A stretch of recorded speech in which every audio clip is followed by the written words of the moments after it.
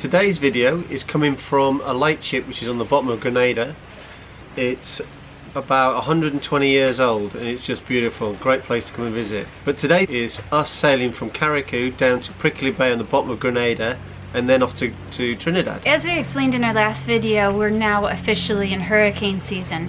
Hurricane season goes from June to November, and generally what happens is liveaboards, they just find a place to kind of hunker down. Yeah. Or they'll take their boats out of the water and fly home or fly and visit somebody. Grenada is a really big place for liveaboards to stay for the season. Some people do move a little bit, they'll go to different bays within Grenada, but most people anchor or get a mooring boat and just wait out these months. Yep. So the reason Grenada is quite a popular place to come for hurricane season is that it's only had 4 hurricanes in the last 100 years.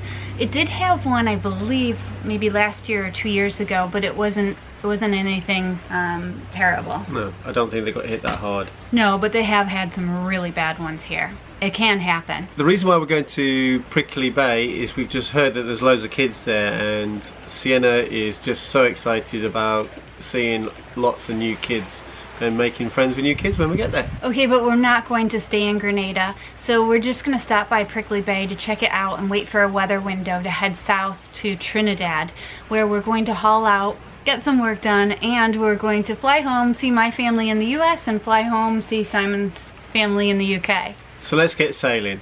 So there's me, Kim, Sienna, and our crew member Dowe setting sail from Chagaramus to Prickly Bay.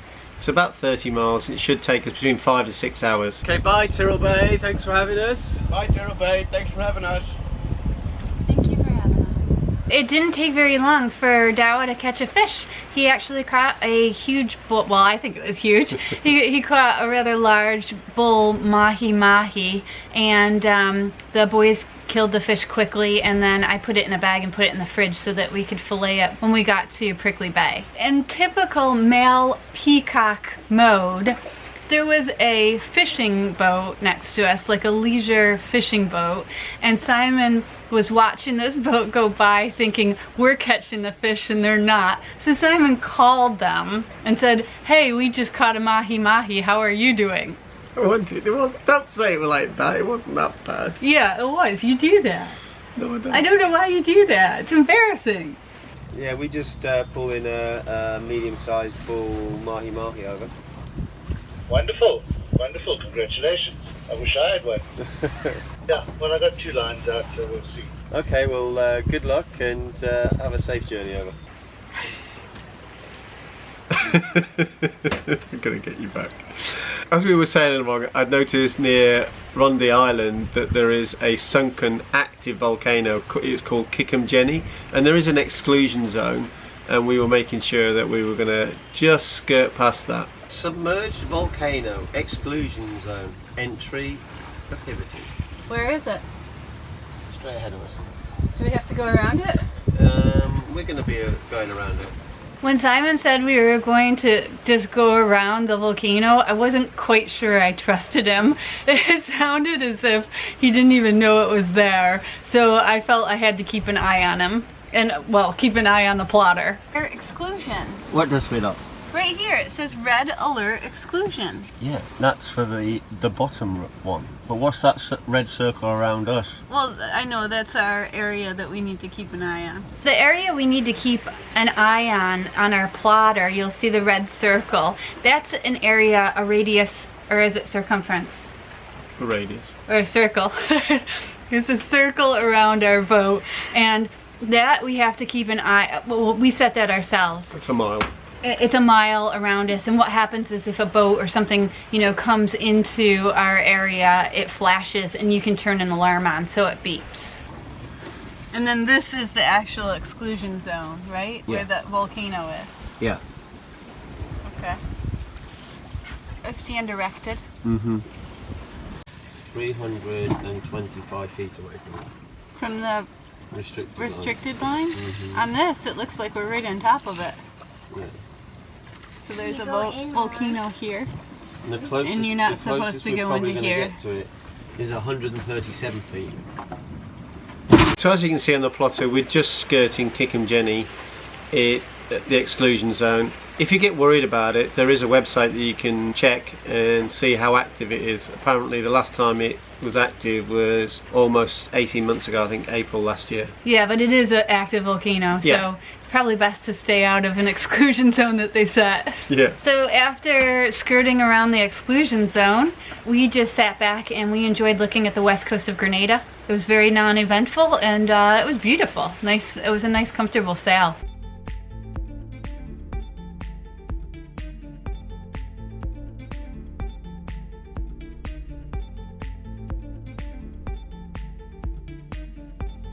We're coming to the bottom of the island. We have to go around Celine Point, and there is the end of the international runway, and so the next bit of excitement was watching the planes come in. It looked like they were going to be touching the top of the mast, but nowhere near really.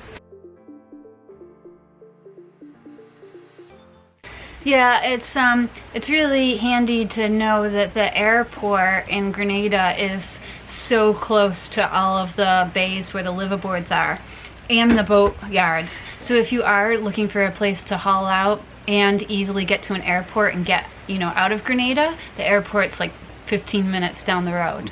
After the plane spotting that we did, Prickly Bay is just there, so we came into Prickly Bay. It is very, very busy, so we started looking for a place to drop our anchor. I already knew quite a few kid boats that were already in Prickly Bay, and we kind of just wanted to have a look at it. We knew that we were going to return, so it was a way for us to kind of scope it out, see what it was like, and wait until the ideal weather came for us to, you know, just hop down to Trinidad. Okay, Prickly Bay is really good holding. It's mud. The water there is not very clear, so you can't dive on the anchor to check it, but it is very, very good holdings. There is a lot of mooring balls there, and there is a lot of boats there, and there's lots and lots going on. The Coast Guard station is just there, and they go in extremely fast and make the boats bounce up and down a bit, and there can be a bit of a swell coming in there, so it can become uncomfortable at night. Yeah, I was really surprised that this is the main bay for like all the kid boats, because when we were there it was really swelly, and I thought, how could people stay like all season here with this swell? But I guess it comes and goes, and sometimes boats do move around to find, you know, less swelly bays. Yeah. We eventually found a place to anchor. We weaved in and out, and finally we thought, okay, here's a spot. And you do have to anchor kind of close, and you have to look out and make sure that you're not anchoring next to a boat that's on a mooring ball, because it doesn't swing quite right. But we anchored, and then we cleaned up the boat, and we filleted, well, actually Simon taught Dowe how to fillet the mahi-mahi. What I'm doing, there's quite a bit of meat up here. See how I'm bending it? So I'm pushing it down. Look at this is Dowe's first go. Look at that! Wow. Good job, Dowe. That's awesome. Not only did you catch it, but you're filleting it. Now I gotta get you to cook it. Silence.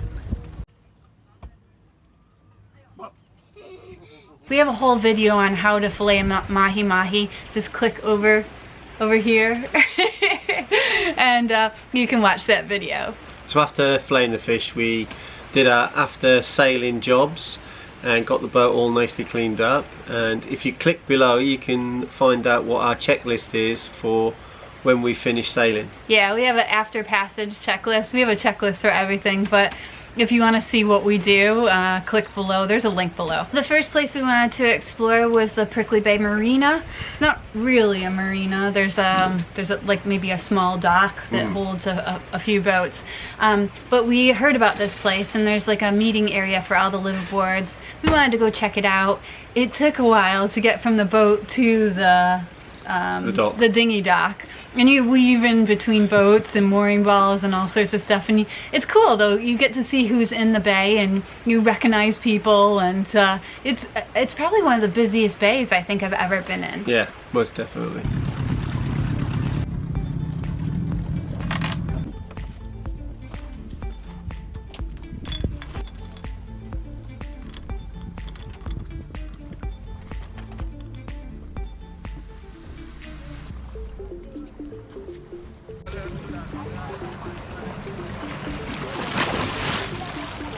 Maybe they're kissing.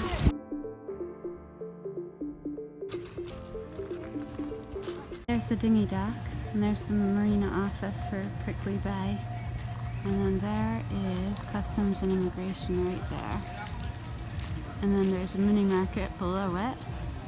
And then you come over here, and this is a bar, and I'm told tonight it's movie night for the kids. So Sienna's excited.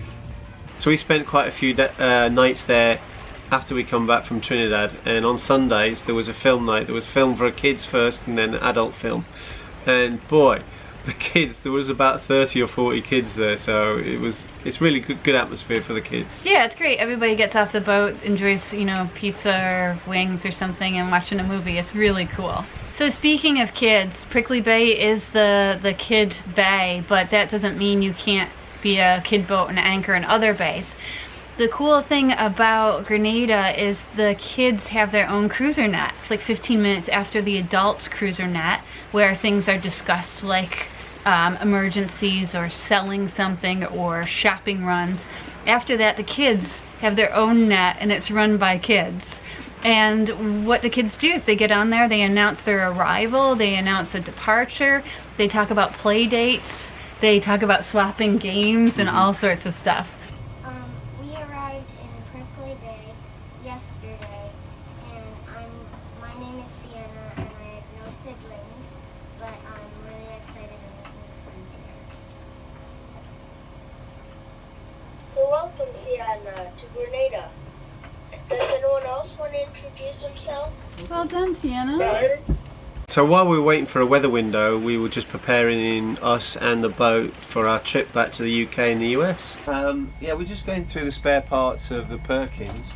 Because we're going back to England, it's going to be really a lot easier, because Perkins is an English engine, to get spare hoses. We've had some problems with hoses in the last couple of months, so we're going to we're just doing a stock take and just getting some new hoses. Yeah. And so that's what we've got there.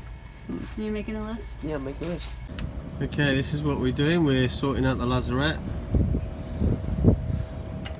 We have lots of lines and warps and spare halyards and all sorts. We filled 2 trash bags already, so that's good. And Simon and I managed to get a date night. So there is a cute little Italian restaurant in Prickly Bay. Simon and I dinghied over there, and we left Dowe to look after Sienna, and when we got back we found a fort that they had made, but we couldn't find them. Is anybody home? Hello? Anybody there? The fort is abandoned. Are you up front? Yeah, stargazing. That's funny. I'm looking for you guys. I thought, what happened to him? After 2 nights of being in Prickly Bay, the weather was good, and we pulled up anchor and off we went to Trinidad. Trinidad. Sounds kind of scary. Yeah, Trinidad. We have left Grenada. We're on our way to Trinidad. We're just over halfway.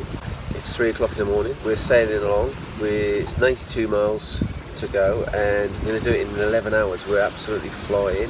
We are going the slowest we've gone so far, and we're doing 7.2 knots. We're hoping to do it in 14 hours, but we're going to do it in 11. We set off at night. The reason why we're coming over on a night passage is, one, we wanted to get into Trinidad in the light, but also just over there, about 6 miles away, is a gas and oil rigs. There have been known that they tell people in Venezuela that there's a boat going by, and they send boats out to meet you to take money from you. So we're going a bit tactical. We've got no AIS on, and have got lights on, but the last time an incident that happened like that was 2015, so it's 2018 now, so I don't think there's going to be much problem, but we're just being a little bit more cautious than normal. It's 6 o'clock in the morning, and we've got a motorboat out there, a ship coming up behind us, and a ship over there. Actually, we're overtaking the motorboat because we are still flying along. We're doing just under 8 knots. We set off really late, so we get in daylight. It's just getting first light now, but the customs and immigration in Trinidad are very strict. They want you dressed properly, which I can understand. As soon as you get in, they like you to be there, and we don't want to get there too early because they make you pay extra money, and just get in at a nice time and have a nice coffee. need it. I'm tired today. After our overnight 90-mile sail, we got to Trinidad, the outskirts of Trinidad, at about 6:30 in the morning, like we planned. And we were going between a small island and the main island, and there was such a current as we were going in that we were surfing as we were entering into Trinidad. Yeah, it was pretty scary. Yeah. I felt like it was just so kind of turbulent and really pushing us around. It was pushing us around until we actually got into the passage, and then it was okay after that. That was as calm as could be. What's the current? It's strong. Yeah? And I heard a couple of waves slap up against the side a couple times. I slept with a fish last night. You're kidding? You slept with a fish? Yeah. What happened? I don't know. A flying fish died next to me by my legs. Oh, gross. I slept with the fishes.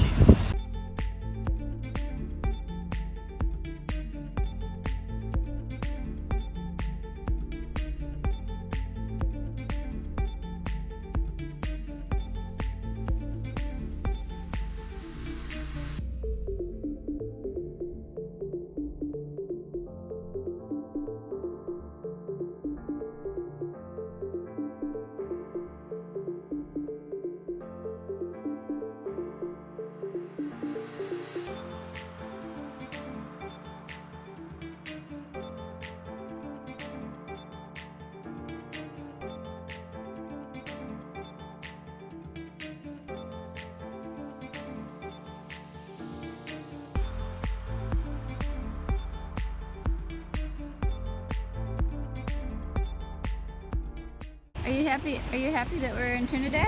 Yeah, I'm happy in Trinidad now. So we're almost to Trinidad, very excited. I can't believe I'm this far south in the Caribbean. It's kind of cool. So you can actually see Venezuela from here, which is interesting. So looking forward to exploring.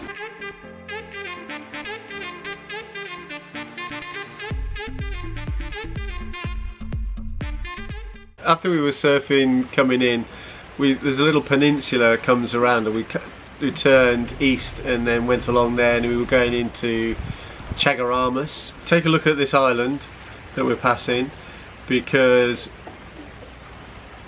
in a future episode we had engine failure right next to it, and find out if we were actually going towards it or away from it. And find out if it was during the day or at night. Find out if we survived. I think we did. Yeah, we obviously did. We'd heard that coming into Trinidad, the customs, when you get in there is when they start to charge you. So we were going as slowly as we could while Dowe got the lines ready. So we weren't going to get into customs before 8 o'clock, because then they would charge you double. As we came into the mooring field, we saw a lot of like commercial boats, we saw tugboats, we saw a rainbow of slick oil on the water. You could smell fuel. At that point we didn't see that much rubbish or anything, but it just was very industrial. And there was these boats on mooring balls that had like one frayed rope holding this like large boat onto a ball. Yeah. It just looked dodgy. I think that's the best word to say. It looked dodgy. Yeah, it did. We found a mooring ball, we tied to it, dropped the dinghy, and off we went into find customs and immigration.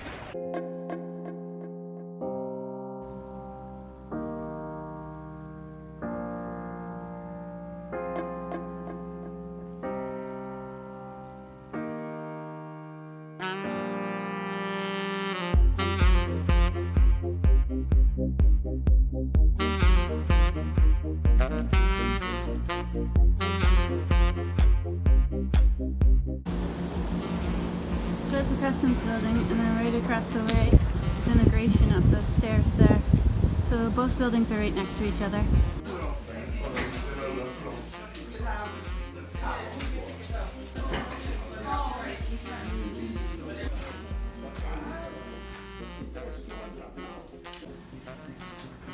So how was customs and immigration? Wow, there was a lot of paperwork. That's probably 4 times as much paperwork as they've ever done. But they were fine, no problems. I went into customs. They're very particular on your dress code, so you have to be properly dressed. And I had to pay $9 US, so very cheap. For both customs and immigration? Yeah, well, immigration I didn't have to pay anything, but customs I had to pay $9. Right. So that's good. Yeah. So we're booked into Trinidad. We are. Simon mentions that you have to dress nicely, and it's kind of funny because he's in a t-shirt when he's saying it. When you go to Trinidad, okay, it's against the law to wear camouflage. Oh, that scared me. You cannot, you can't wear camouflage shoes, camouflage anything. You cannot wear sleeveless tops. Women cannot wear sleeveless tops, backless tops, shorts. You have to have a skirt, and you need to have at least a t-shirt on. I needed trousers. Yeah. I went in shorts. It depends. It depends who you get. But Yeah. if you read the regulations and everything, you need to kind of look look like you're going to church. Yeah, dinner jacket.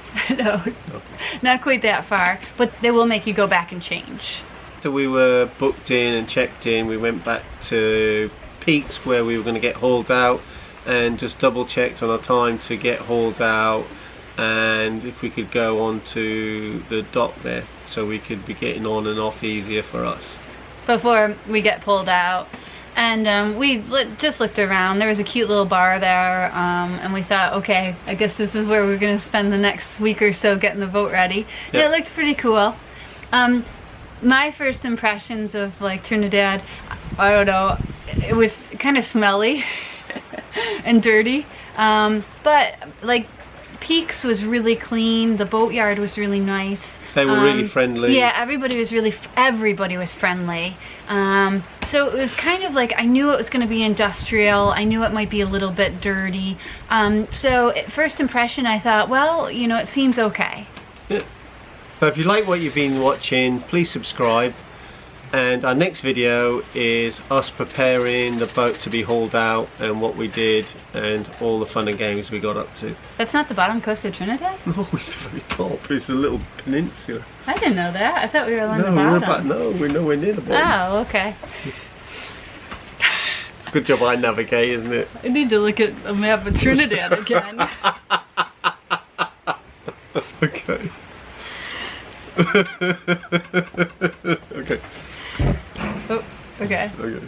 Bye. Bye. We are now offering week-long liveaboard experiences on Britican. Which involves either singles or couples with kids to come on and live with us for a week and experience what it's like actually to be a liveaboard on a boat. So it will be like what we do to maintain the boat, what sails we use, how do we reef, what it's like to sail at night, what it's like to check into a different country. And it could even be what it's like to sail for 2 days in a row non-stop. Yep. Remember to visit sailingbritican.com to find out more about our sailing guides, Britican Club, and learn about our week-long Britican liveaboard sailing experience offering.